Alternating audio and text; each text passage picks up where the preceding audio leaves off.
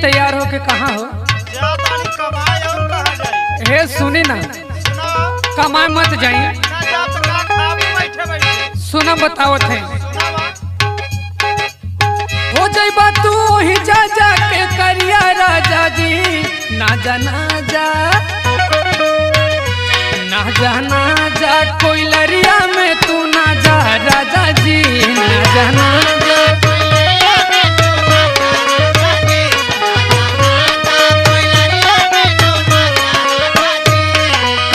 हो जाइबा तू ही जा जा के करिया राजा जी।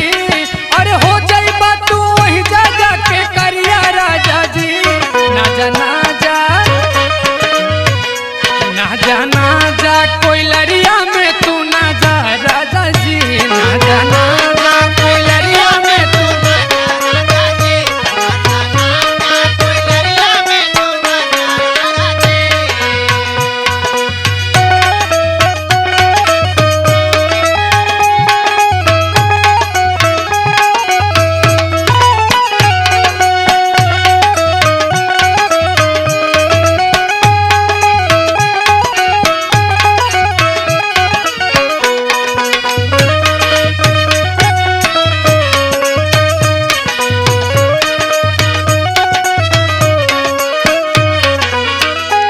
राजा जी। अरे तू इतना नीमन के बड़ा वहाँ गए के बाद करिया हो जाएगा। अच्छा ये तो ज्यादा डर लगत है। हाँ सुना, सुनावा। कोई लरिया में गईले जेपी होके अइले करिया जी। होके अइले करिया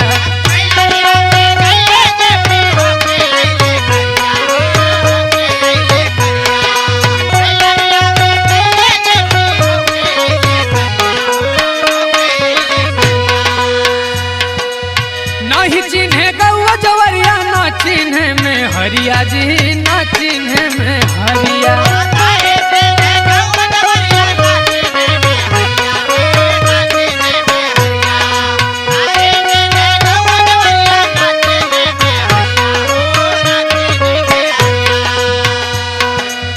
कोई लरिया में गईले जेपी होके अइले करिया जी। होके अइले करिया नहीं चिन्हे गौआ जवरिया ना चिन्हे में हरिया जी। ना चिन्हे में हरिया सुना, तोहरा के बाटे हो हमर क्रिया राजा जी।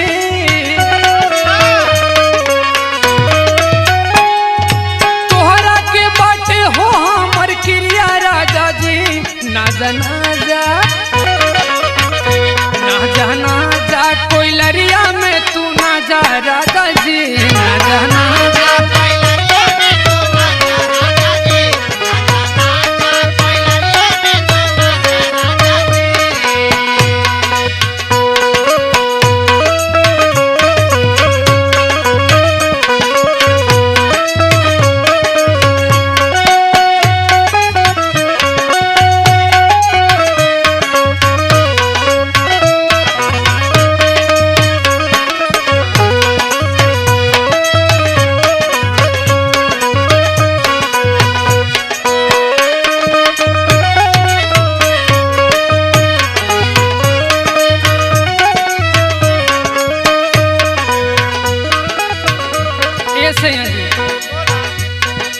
देखा हमरो बड़ा मन करेला हो कि तू हमरे संगे रहा।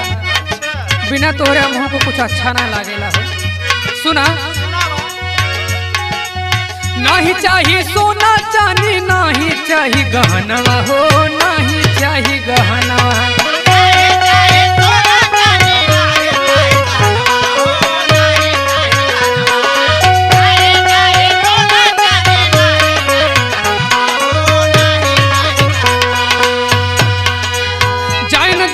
तोहके सैया माना मोर कहनवा हो। माना मोर कहनवा